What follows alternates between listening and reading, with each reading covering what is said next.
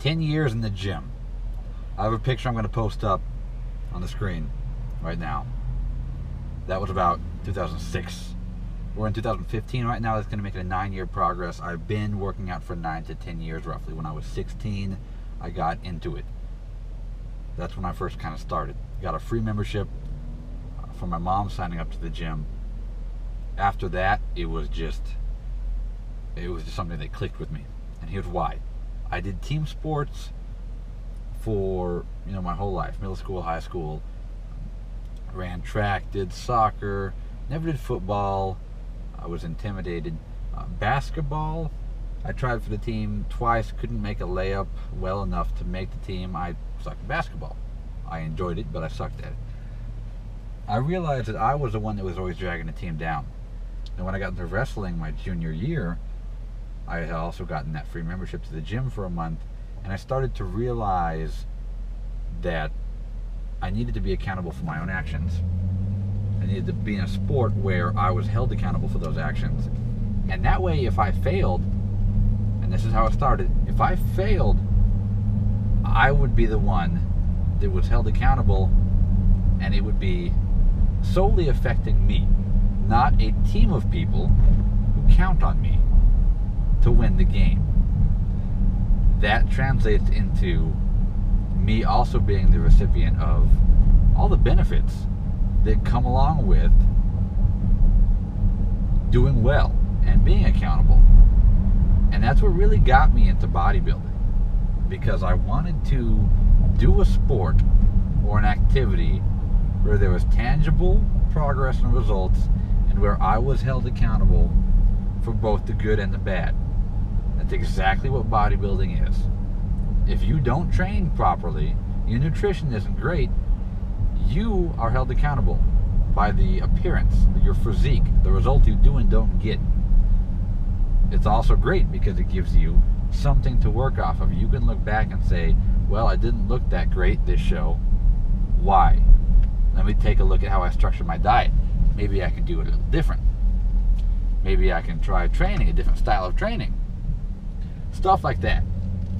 You get to reap the benefits of your program, of everything. So that's what really got me into the gym.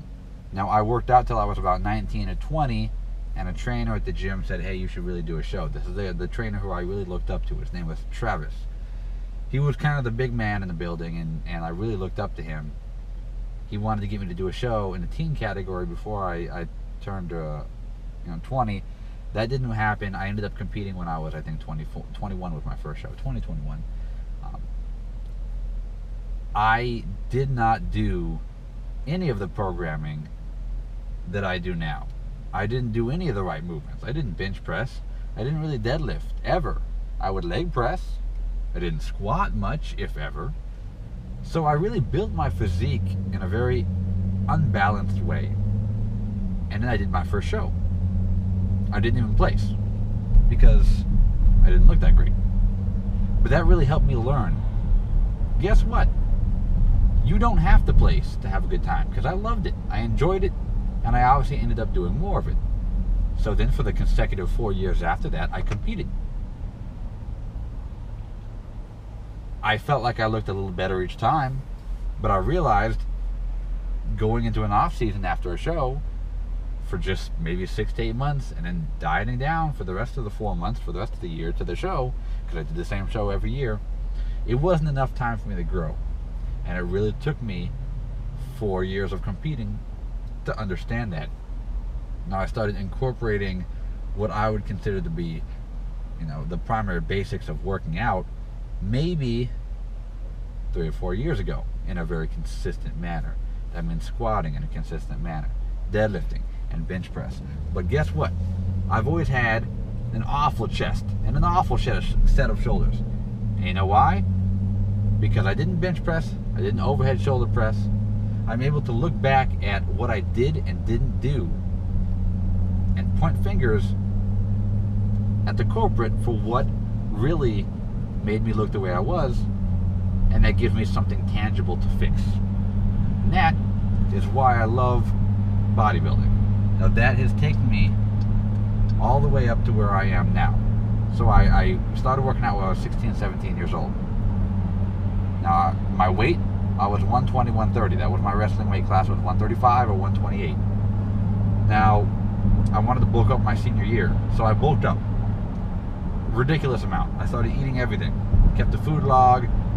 It was awful what I ate. Awful. 5,000, 6,000 calories of just pure shit. I remember going to the lunch line, and me and my buddy who were working out together and bulking together, we would just grab as many milk cartons as we could. 3, 4, 5, 6 milk cartons. Bags with just Cheerios and cereal. Absolute garbage. Apple juice for more carbs at night. But you know what? We all go through that sort of thing. That helped me, again, become the person I am today. I bulked up to about 160, 170 at that point in time. And then I kind of tapered it back, maintained that for a while, until I bulked up intentionally to 212 pounds. I got up to that weight when I was most likely 20. So I bulked up to 212 pounds on purpose, and wow, I was really heavy, and I did not need to be that heavy. I obviously dieted down for my show. Did my first show, and I tried to come in at the lightweight category. I thought the cutoff was 158.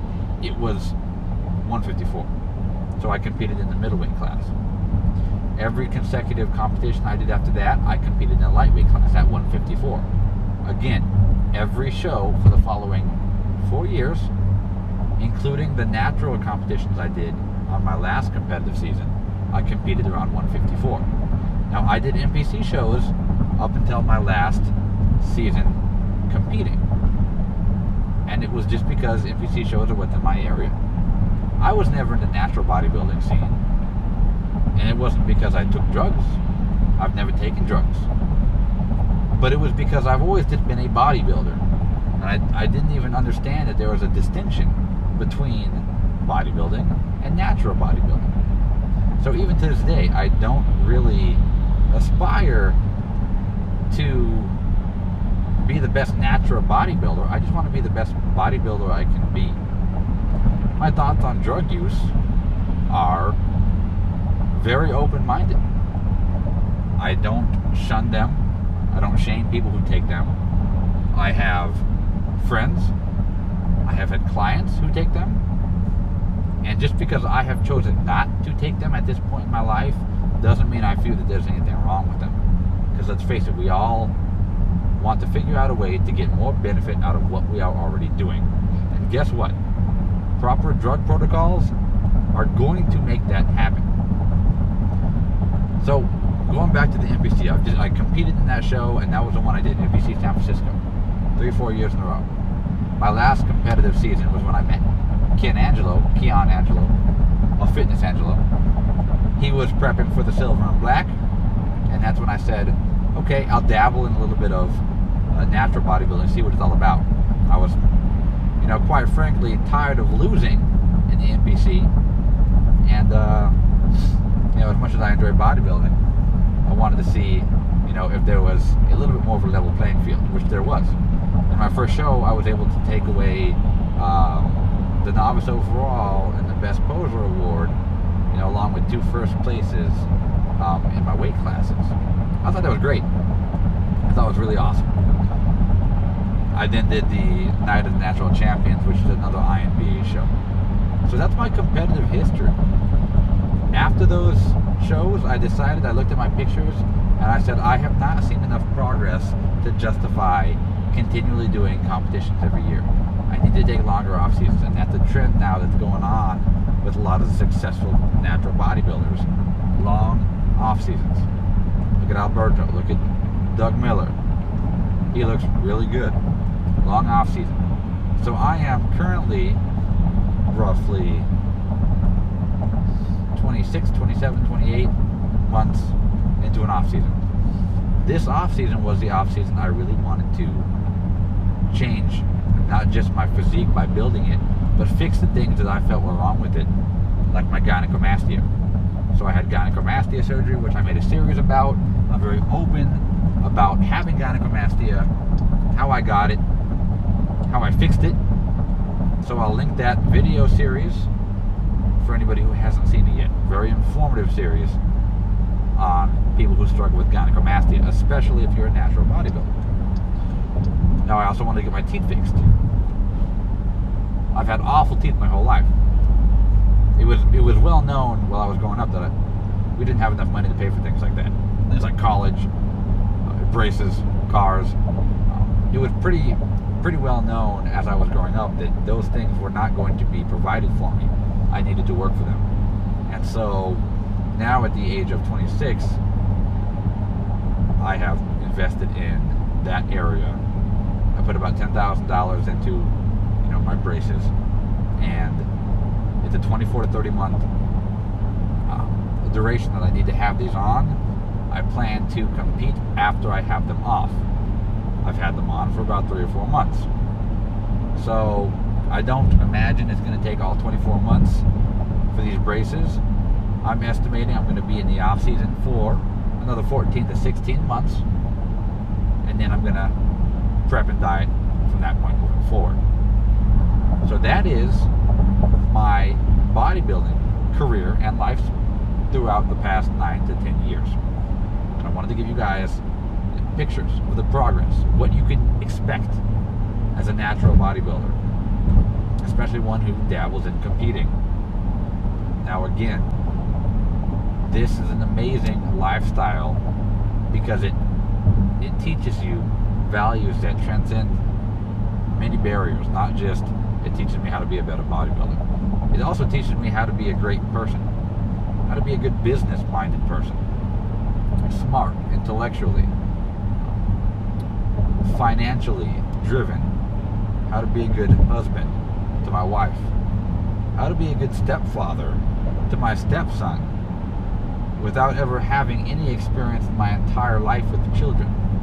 A lot of the principles and values you learn: patience, honesty with yourself, accountability. These are things that people lack in real life skills that people lack. And that's why I really stress that living this sort of lifestyle can be very beneficial when you have the right mindset. So there it is, guys. 9 to 10 years in this lifestyle, in this sport, still going strong. For those who ask and who are curious, my next competitive season will again most likely be 2016. I'm also into the videography and event coverage and photography for the natural events in the area. So this year I'm covering the Muscle Mayhem both in LA and in Sacramento, and the Battle of the Bay. So there's a few things that also, kind of take up room on my plate, priorities that I need to get straightened out before I think about competing in one of those shows. So just more things that I need to take into consideration when I really say, when am I going to compete again? Because I really love competing. And more so than anything, I love performing in front of a crowd. I love displaying some sort of expression of art. Something that I feel lacks greatly in the bodybuilding community is the proper display of your physique. That's why I made Better Aesthetics. So of course I'm going to go on stage again. Very excited to do it whenever I do it. I thank you guys for all the support. People who subscribe to the channel and watch regularly, people who listen, people who are real life friends, clients, people who have supported me to help me live this lifestyle as an independent personal trainer who is, again, financially successful and independent, who is living a very sustainable lifestyle. And honestly, it's a dream that people that you look up to, a dream that you wish that you could live. And when you're growing up, wow, how great would that be? And to be able to do that is phenomenal. This lifestyle has given me so much. Again, my family, great cars. People who follow me know the cars I've driven. 2009 BMW X6, we called that the Batmobile. It was blacked out, murdered out with the big old 21s on it. My last one was a BMW 650i. That was a 2012 when they changed the body style. Absolutely gorgeous, stunning car. Rocket ship, 400 horsepower, ridiculous. Now I have the 2014 Dodge Durango RT with the Corsa exhaust and the Mopar cold air intake. So these are, again, things that this lifestyle has helped me achieve. Things that I've always wanted as a kid growing up, and I have them now. I really encourage you guys to explore this lifestyle if it's something you're curious about. And if it's something that you are passionate about, be patient. I cannot stress enough, be patient. Thank you for all the support, guys. Talk to you soon.